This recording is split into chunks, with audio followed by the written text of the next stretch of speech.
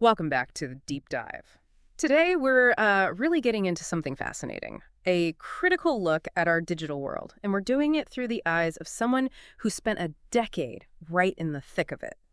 Our source is this incredibly candid account from Dmitrii Gorbatenko. It's called 10-Year Journey Through a Broken System.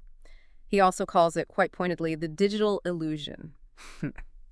Now, you think about the early internet, right? That huge promise. Freedom, independence, opportunity, especially for talented people, creators. Gorbatenko himself, he's a music producer, content creator, programmer. He poured everything into projects like Zen Studio 888, Binary Descent, really believed in that initial dream. Absolutely. And our goal here today, our mission, is to pull out the key insights from his personal logbook. We want to connect his individual journey with the bigger picture he paints, these systemic observations, because his perspective, it really challenges how we normally think about the digital economy. And it affects everyone, not just creators. We're basically exploring what it really means to live and work in this online world today. Okay, so let's start right there. Let's unpack this. What was that initial promise, the one that drew in creators like Gorbatenko, this idea that, talent and hard work, that was enough to build a career, be truly independent online? Sounds amazing, right? It does. But here's the core of his argument after that whole decade. He calls that promise a carefully constructed illusion. That's his term. He argues the tech industry now, dominated by just a few giants. It's basically a digital monopoly. And it's designed, he says, to extract value, not to create opportunity.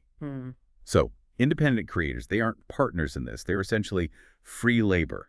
That's the provocative claim. The idea being the platforms that promise you freedom, they might actually be set up just to profit from your efforts without giving much back, turning your passion into unpaid work. Wow, free labor. That's a stark way to put it. And, that might hit home for a lot of people listening.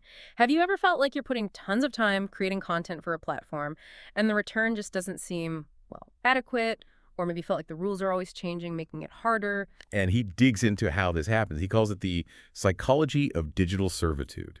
He suggests that AI, sophisticated bots, they're used to create this illusion of engagement. Like, imagine an online space carefully built so AI activity makes you feel popular. Inflated follower counts, maybe, or bot comments, encouraging you to make more stuff, all while the platform benefits.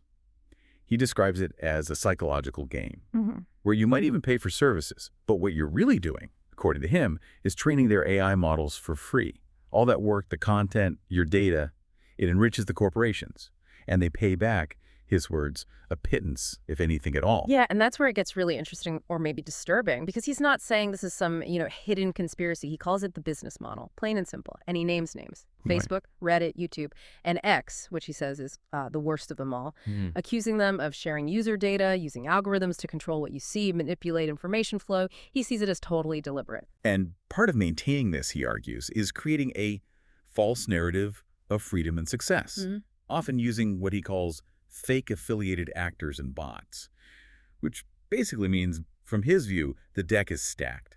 Stacked against anyone independent, anyone who maybe questions the system or tries a different path. It really drives home his point about the walls they build for creators. Can you imagine working for years, chasing a goal like, say, 1,000 subscribers, only to eventually feel like, in his words, you've just been working for free for a massive corporation? That sense of disillusionment must be, profound. And he details the suppression tactics he believes he faced. Content getting banned, or more subtly, shadow banned. Bots being used to just kill its reach. And the reasons given, he says they're often vague, illogical. Could be anything, a new tax policy, some AI rule change, even political event. All used, he claims, as excuses to basically steal your work and your potential income. It sounds like a constant, exhausting fight against something you can't even properly see. And let's say you do create something, and maybe it earns a little money. Then what? He describes this labyrinth of bureaucracy just to get paid. Demands for endless documents, payment restrictions, sometimes based on your passport, your nationality, and then the cuts. Oh, the cuts. Yeah, he lists them. Platform commissions, taxes, payment service fees, unfavorable currency exchange rates, too. Right. He claims all that can add up to losing, 60% or more of meager earnings? Exactly. It's a huge slice gone before it even gets to you. It sounds incredibly frustrating. So his overall take on this whole system. He views it as illogical and fundamentally anti-human. Strong words. He argues it just stifles creativity, it crushes innovation, and it concentrates power, right, in the hands of these few huge companies, the internet, that initial dream of empowerment. In his telling, it's become this nightmare of control and exploitation. Okay, let's broaden the lens a bit now, because he introduces this bigger, maybe even more unsettling idea, this concept of the system acting like a digital social rating. Yeah. What on earth does that mean? Not just for creators, but for, well, for you listening, for the average user. Right. So this digital social rating, as he describes it, it's like this hidden score the platforms assign you Yeah. based on your online actions, how loyal you seem, maybe how agreeable you are. And if you, say, speak the truth, as he puts it, or expose things or criticize their approved bloggers, he argues you might start facing these unexplained frustrations. Like what kind of thing? Well, the examples he gives are like, suddenly your phone seems really buggy, or you get consistently bad service from digital providers, or your online posts just get cut reach. And he suggests this isn't random chance, it's your digital social rating being flagged, kind of like a hidden penalty box for not playing along, and a visible score affecting your digital life. And you can see this critical perspective runs deep looking at his other logbook titles. Things like The Modern Internet, a platform for disinformation and social control, or the algorithmic shadow, AI as a tool for fraud and suppression. Yeah, and the rise of biometric surveillance, a global threat, the digital dystopia, how modern internet silences voices. The erosion of information access, it paints this picture, doesn't it? It really does. He talks about a wider digital mafia almost, where independent voices, maybe dissenting voices, are just seen as pawns to be managed or removed. And he tries to make it concrete too, right? With specific examples. Yes, he does. He gives examples he sees as algorithmic oppression, even human rights issues, like one titled, How Tinder Violates Human Rights, Blocking Introverts Based on Nationality, suggesting algorithms profile and limit users based on personality traits or where they're from. And another, How Modern Algorithms Can Oppress Travelers, the case of Booking.com, describing similar mechanisms maybe affecting your travel options or prices.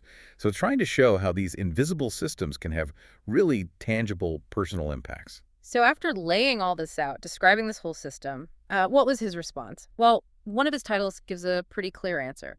Why I ditched the big tech giants and built my own blog.